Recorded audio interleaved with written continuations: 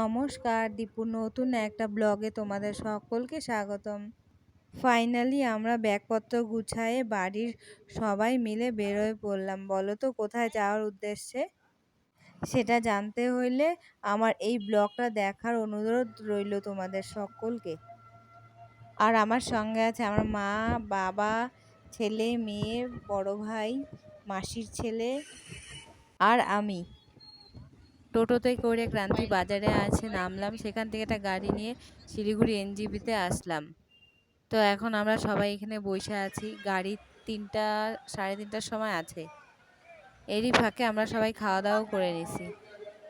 আমাদের সাথে ৩জন বৈষ্ণব আছে। ৩:৩০টার সময় আমরা সবাই বাসে উঠে বসলাম।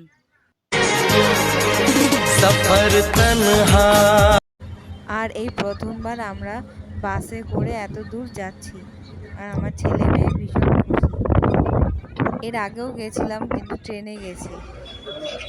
রাত ৯টার সময় মালদা টাউনে একটা বড় হোটেলের সামনে এসে বাসটা দাঁড়াইলো।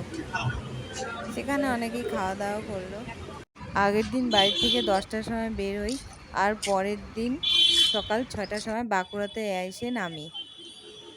আমার দাদাভাই আগের থেকে আমাদেরকে নিয়ে যাওয়ার জন্য গাড়ি নিয়ে দাঁড়ায় আছে।